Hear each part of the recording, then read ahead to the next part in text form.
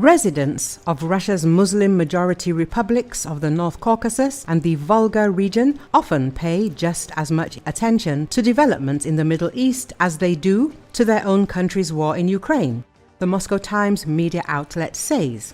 High war losses and evidence of disproportionate mobilization from tightly knit indigenous communities, including in Russia's predominantly Muslim regions, means that many residents of Chechnya, Dagestan, Bashkortostan, or Tatarstan know someone currently serving or killed on the front lines in Ukraine. But while these republics may have fewer immediate connections to the ongoing war in Gaza, the conflict in the Middle East feels no less personal. Let's take the North Caucasus Republic of Dagestan, where the conflict between Israel and Palestine is seen as not just an interstate conflict, but a conflict of faith, according to Indigenous rights and feminist activist Zarema Gasanova, the Moscow Times reports.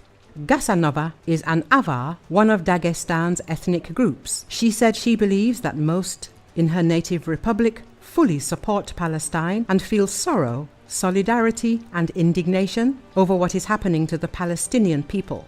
So when Iran retaliated against an Israeli attack on its nuclear and defense facilities on June the 14th, some perceived it as a long-awaited punishment for Israel's actions in the Gaza Strip. Iran did not become an object of sympathy. It never really was, Gasanova explained.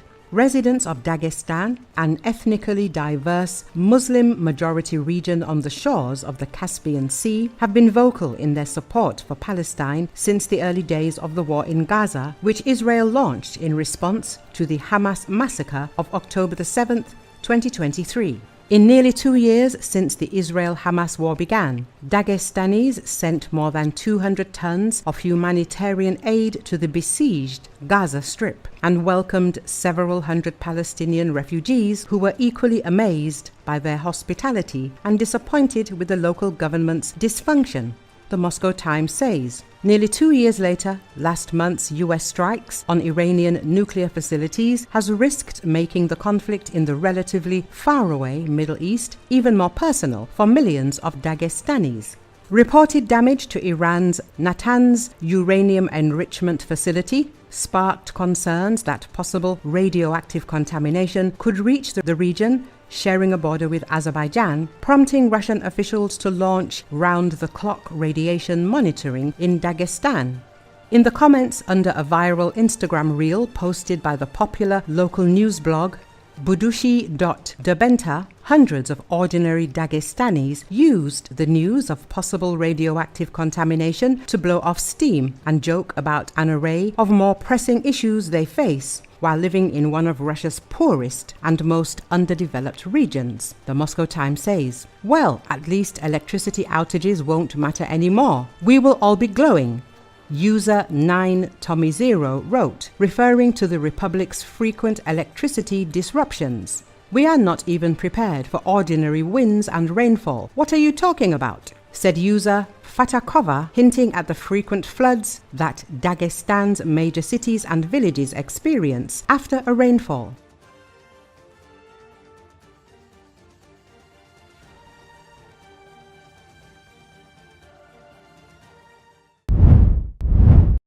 Ukraine confirmed strikes on the Energia factory in Russia's Lipetsk Oblast overnight on July 3, a facility that produces components for missiles and drones, including batteries for the Iskander missile system and cruise missiles. The attack on the Energia plant in the city of Yelets was first reported by Lipetsk Governor Igor Artemonov. Artemonov said a fire broke out near the facility after a drone strike, and residents reported multiple explosions. Employees in nearby workshops were evacuated. No casualties have been reported. Residents of Yelets were reporting multiple explosions, according to the Russian Telegram news channel Astra. Russian authorities have reported drone attacks on 4 regions that occurred on the night of 2 to 3 July, with explosions heard in the cities of Lipetsk and Yelets in Lipetsk Oblast. The former is home to a military airfield, the latter to a battery plant. Andriy Kovalenko, head of the Counter-Disinformation Center at Ukraine's National Security and Defense Council, confirmed the strike, calling Energia one of the most critical targets for Russia.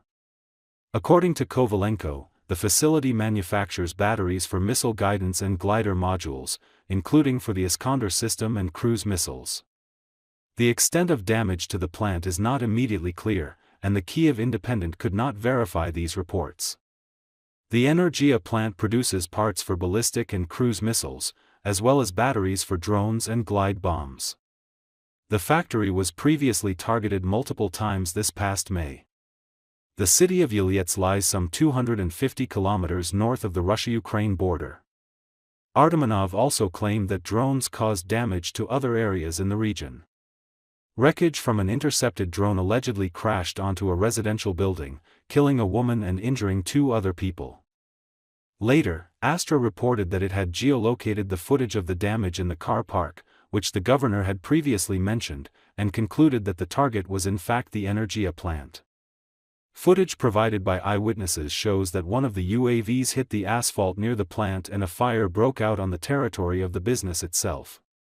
The photos and videos indeed show the territory of the Energia plant and its main building. The message reads: Lipetsk is home to a Russian military airfield where Su-34, Su-35 and MiG-31 aircraft are based. It was also attacked in August 2024. Explosions were also reported overnight in the Russian-occupied city of Kharkiv in Ukraine's Donetsk Oblast, with Russian telegram channels citing eyewitnesses who claim a missile may have struck a Russian ammunition depot. Several rounds of secondary detonations followed the initial blast, according to the reports. Astra also reported that Rosaviatsia had imposed temporary restrictions on flights at the airports of Saratov in Saratov Oblast and Tambov in Tambov Oblast. Yevgeny Pervyshov, acting governor of Tambov Oblast, did not comment on the attack but reported a fire at a facility in the city of Kotovsk that killed 3 employees.